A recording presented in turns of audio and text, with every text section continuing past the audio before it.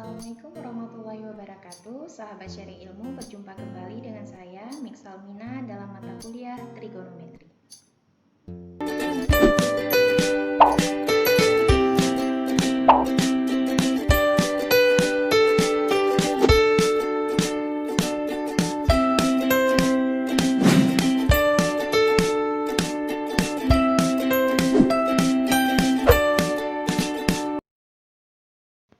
Assalamualaikum warahmatullahi wabarakatuh. Pada kesempatan ini kita akan melanjutkan materi mata kuliah trigonometri dengan pembahasan perbandingan trigonometri sudut berelasi.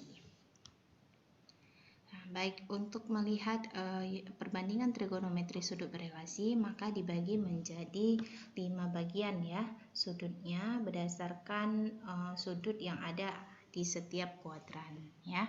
Nah, jadi ini kita di gambar ini sudah kita buat ilustrasi sumbu X dan sumbu Y ya, dimana segitiga awalnya itu adalah segitiga siku-siku ya, dari titik asal O membentuk sudut alfa sejauh alfa derajat dengan titik P-nya itu X, Y. Kemudian dicerminkan terhadap sumbu Y sama dengan X, maka P X, Y menjadi P aksen X, Y. Kenapa P aksen? Karena hasil pencerminan dari garis merah ini, yaitu Y sama dengan X, sehingga segitiganya juga bergeser.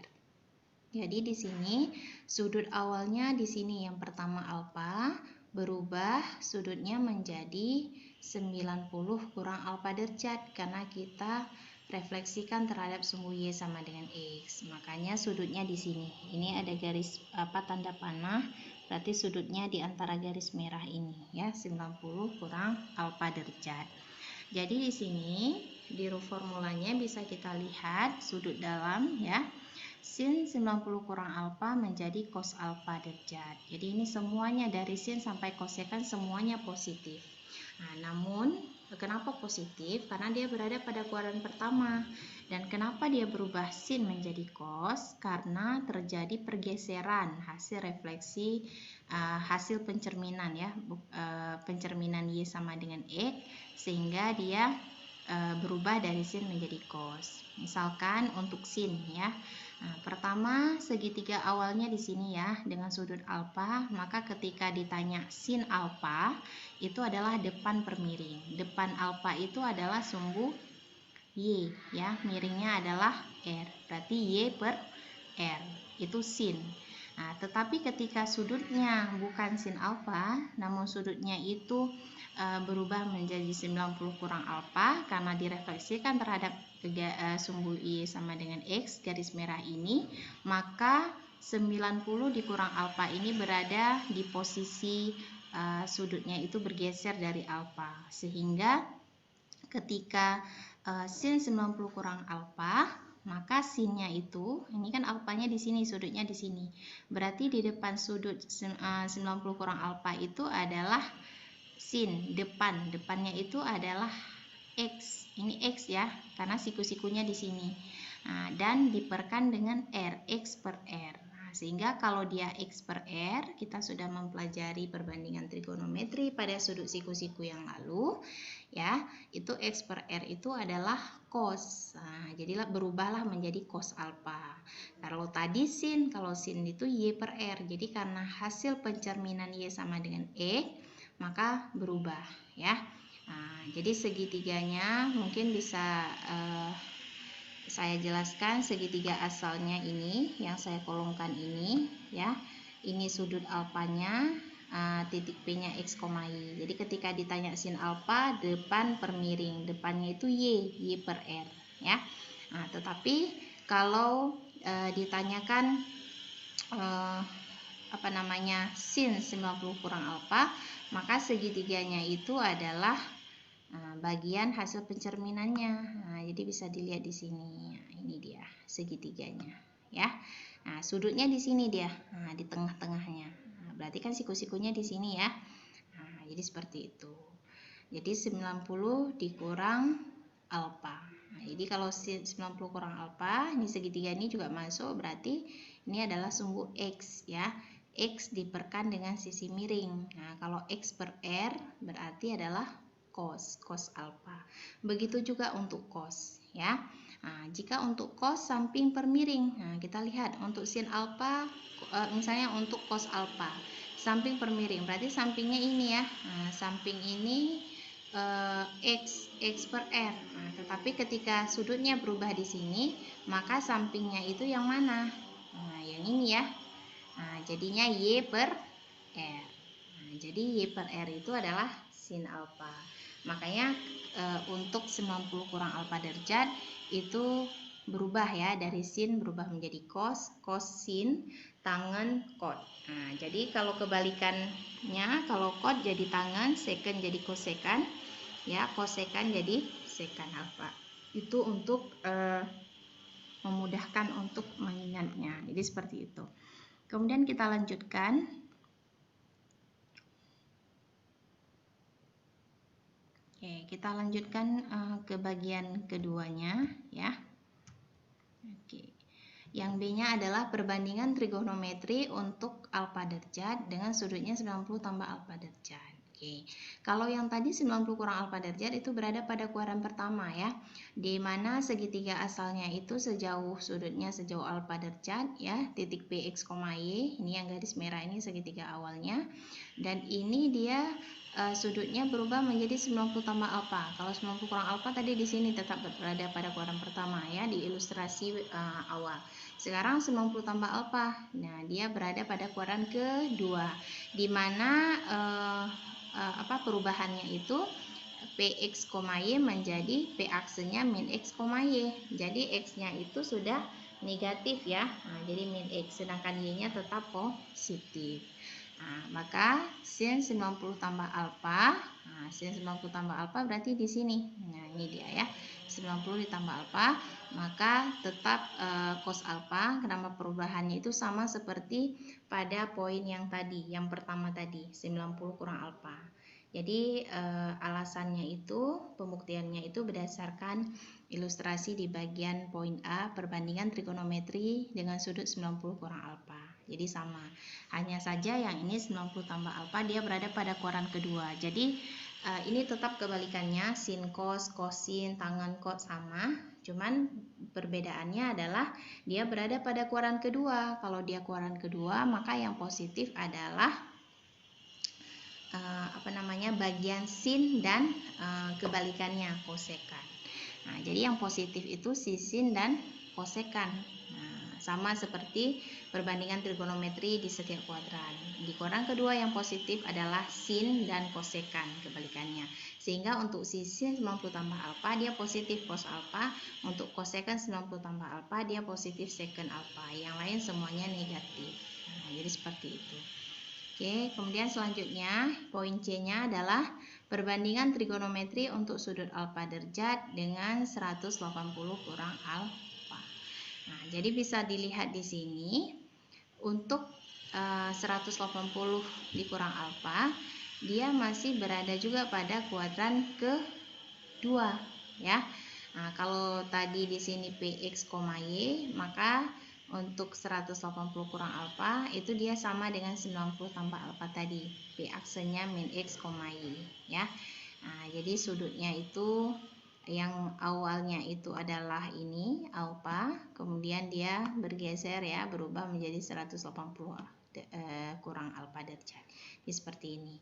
Maka tetap yang positif adalah sin sama kosekannya, tetapi untuk perubahan sudutnya itu dia tidak mengalami perubahan ya, yang sin tetap sin. Nah, jadi kita bisa melihat kalau ini tadi segitiganya ya, segitiga awalnya. Oke.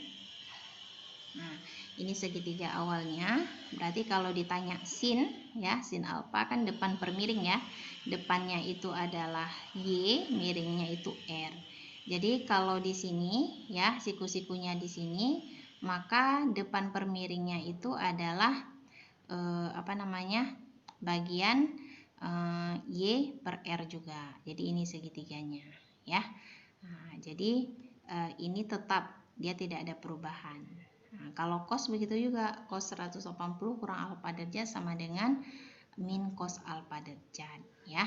Nah, jadi jawabannya kalau cos, kalau untuk 180 kurang alfa, kemudian 180 tambah alfa, nanti setelah ini di poin D seperti itu juga. Itu dia tidak berubah. Kalau sin tetap sin, cos tetap cos, hanya saja kita lihat dia berada pada kuadran keberapa. Kalau kuadran kedua berarti yang positif sin sama kosekan. Tapi untuk 90 kurang alfa derajat dan 90 tambah alfa derajat itu kalau sin berubah menjadi cos. Kenapa?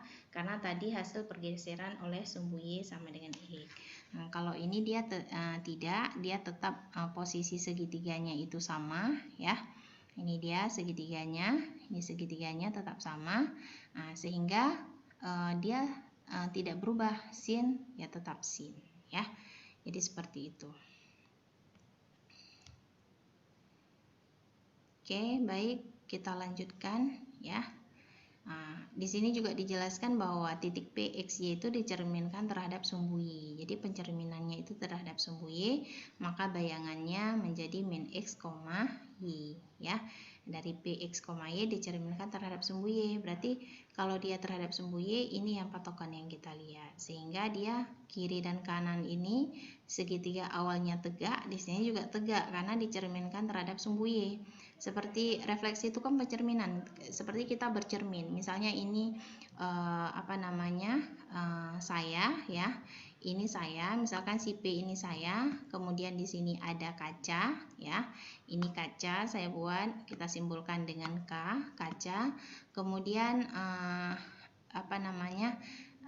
maka bayangan saya itu kan di sini dia menghadap ke sini, kan nggak mungkin ketika saya bercermin yang nampak punggung saya, tidak ya, yang nampak tetap bagian depan. Nah, jadi saling berhadapan karena dia berada pada sumbu Y. Maka untuk sinnya itu ya, sudut dalam derajatnya itu tetap sama. Kalau sin tetap sin, kalau cos tetap cos, hanya saja berada pada kuadran mana dia, apakah kuadran pertama atau kuadran kedua. Jadi seperti itu perubahannya. Bisa dipahami ya. Oke. Sekarang kita akan melihat ke poin D ya. Ke poin D itu adalah 180 tambah alfa. Jadi tetap sama juga. Hanya saja 180 tambah alfa itu dia berada pada kuadran ketiga ya. Nah, ini pergeserannya. Ini segitiga awalnya ya, ini alfa derajat sudut awalnya Px, Y.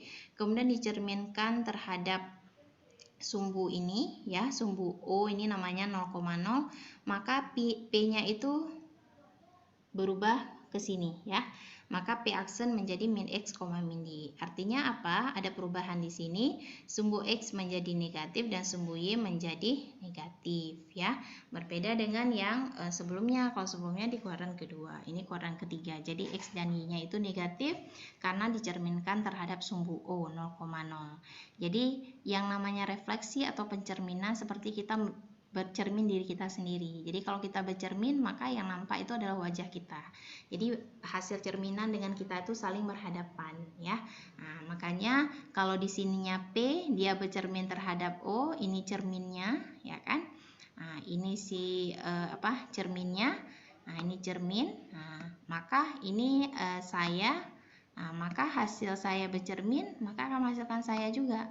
Nah, jadi saling berhadapan. Jadi seperti itu ilustrasinya.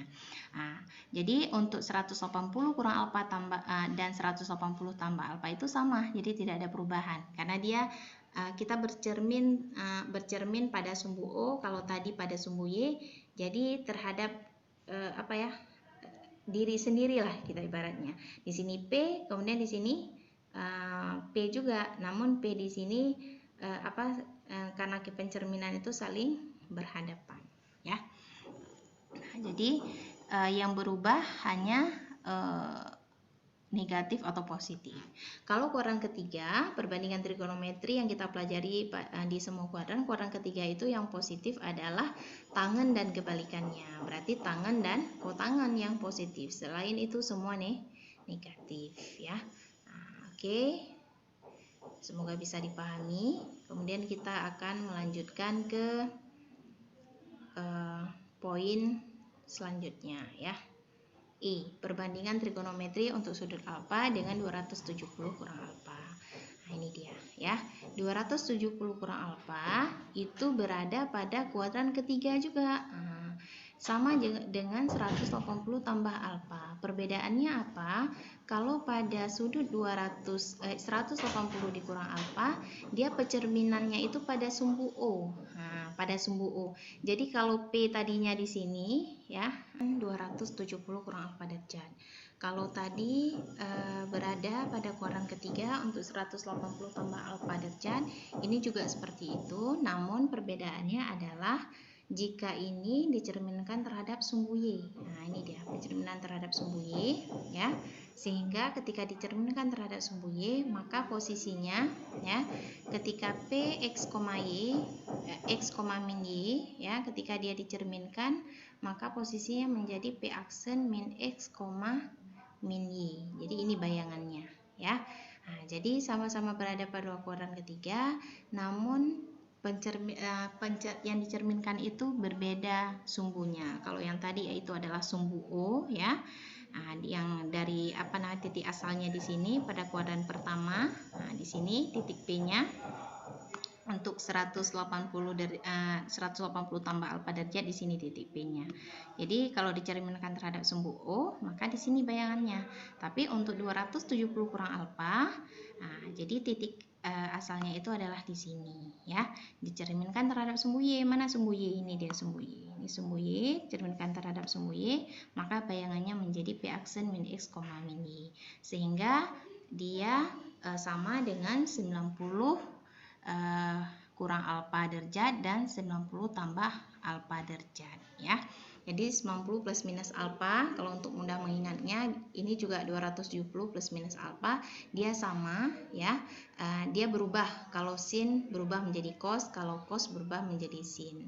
Nah, alasannya tadi sudah saya jelaskan di sudut yang 90 kurang alfa derajat. Jadi sama ya.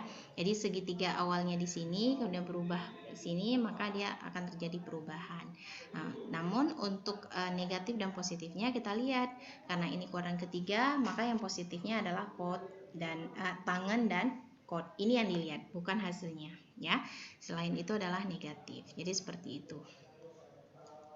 Oke. Baik. Kemudian yang selanjutnya adalah perbandingan trigonometri untuk sudut alfa derajat dengan 270 tambah alfa derajat. Nah, ini sama juga ya. Nah, ini posisinya sama ya. Sama di sini apa? Sama seperti untuk 270 kurang alfa ya. Nah, namun kalau 270 tambah alfa, dia sudah berada pada kuadran keempat.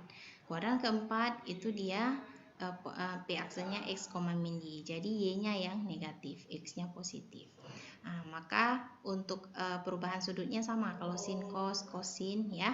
Nah, kita lihat saja kalau untuk di semua kuadran, kalau kuadran keempat yang positif adalah cos dan kebalikannya. Kebalikan cos adalah sekan. Selain itu adalah negatif ya. Oke, baik. Selanjutnya yang terakhir adalah perbandingan trigonometri untuk sudut alfa dengan 360 kurang alfa derajat. Jadi sudutnya 360 kurang alfa, ini dia. Kalau 360 derajat itu penuh ya.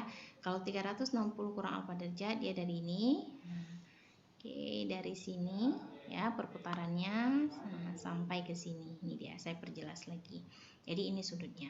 Dan dia berada juga pada kuadran keempat. Dan kuadran keempat yang positif adalah cos dan kebalikannya sekan. Sedangkan untuk sudutnya dia tidak berubah. Jadi untuk 180 plus minus alfa derajat dan 360 kurang alfa derajat itu dia sama tidak berubah sudutnya. Kalau sin tetap sin, cos tetap cos, hanya saja kita lihat kuadrannya aja di mana ya. Nah, karena di sini titik P ini X, Y itu dicerminkan terhadap sumbu X. Nah, jadi lihat sumbunya. Jika pencerminannya terhadap sumbu X, berarti cerminnya di sini. Nah, misalnya saya di sini di titik P, maka hasil bayangan saya di sini beradanya. Nah, jadi berbanding lurus lah ya, saling berhadapan. Nah, jadi wajah kalau kita cerminkan ya nampak wajah kita, bukan belakang kita ya. Jadi itu untuk memudahkan apa sih itu refleksi atau pencerminan. Jadi seperti itu. Makanya untuk titik P, X, Y dicerminkan terhadap sumbu X, bayangannya menjadi P aksen X, min Y dan dia berada pada kuadran keempat. Aturannya tetap sama, dia tidak berubah sudut ya, karena hasil cerminnya dia sendiri, hanya saja letak sudutnya itu di kuadran mana, itu yang kita perlu perhatikan. Kalau di kuadran keempat, maka yang positif adalah cos dan sekan, kebalikannya. Selain itu semuanya negatif. Oke.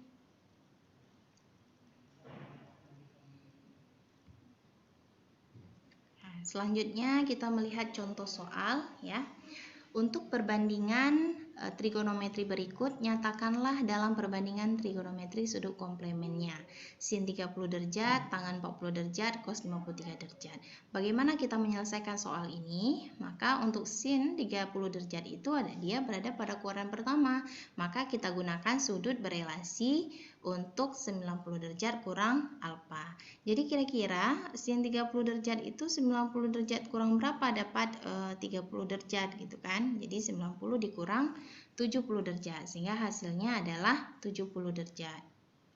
Nah, jadi sin 90 derajat kurang 70 derajat hasilnya menjadi cos 70 derajat. Kenapa cos? Karena aturan tadi untuk sudut berelasi 90 kurang alfa, kalau sin berubah menjadi cos. Cos alfa, alfanya itu adalah 70 derajat ya. Nah, jadi untuk tangan 40 derajat seperti itu juga. Nah, jadi caranya 90 kurang alfa juga karena dia berada pada kuadran pertama. 90 kurang berapa untuk dapatkan 40? Berarti 50. Maka alfanya itu adalah 50. Jadi kalau dia tangan berarti menjadi kotangan ya. Begitu juga untuk cos 53. Jadi kita fokus dulu ke 53 derajatnya. Karena 53 berada pada kuadran pertama, maka kita gunakan aturan 90 dikurang alfa. Berarti kalau 90 kurang alfa, berarti 90 dikurang berapa untuk menghasilkan 53 derajat? Ternyata 90 dikurang 37 derajat. Jadi untuk gampangnya 90 kurang 53 berapa hasilnya? 37, maka letakkan saja angka 37 di sini. Sehingga untuk cos 90 derajat kurang 37, maka jawabannya adalah sin 37. Oke, begitu contoh yang pertama. Kemudian untuk contoh yang kedua, nyatakan tiap perbandingan trigonometri berikut di dalam sudut 37 derajat ini. Tangannya adalah 140 derajat, sinnya 230 derajat, dan cosnya adalah 320 derajat. Jadi penyelesaiannya adalah sudut 140 derajat ada pada kuadran kedua. Jadi kita lihat dulu sudut itu berada pada kuadran keberapa? Oh, kuadran kedua. Karena kuadran kedua, maka untuk tangan itu negatif, itu yang harus kita ingat ya. Maka tangan 140 itu berarti 180 dikurang 37 derajat. Itu sama seperti contoh pertama tadi. Dan hasilnya min tangan 30 derajat karena pada kuadran kedua yang positif itu adalah sin dan cos. Selain itu negatif ya. Begitu juga untuk sudut 230 derajat pada kuadran ketiga, sehingga sinusnya memiliki nilai negatif. Sehingga sin 230 derajat sama dengan sin 270 kurang 37. Nah, artinya ketika 270 derajat kurang 37 hasilnya itu adalah 230. Jadi kita jabarkan 230 itu berapa dengan sudut yang berelasi yang sudah kita pelajari ya, menggunakan 270 dikurang alfa. Nah, sehingga hasilnya adalah negatif cos 37. Oke, demikian penjelasan tentang perbandingan trigonometri pada sudut berelasi. Jadi sahabat sharing ilmu silahkan dipelajari, diulang-ulang kembali dan nanti bisa mengerjakan tugas di LKM ketiga ya. Jumpa lagi kita di next video berikutnya. Assalamualaikum warahmatullahi wabarakatuh.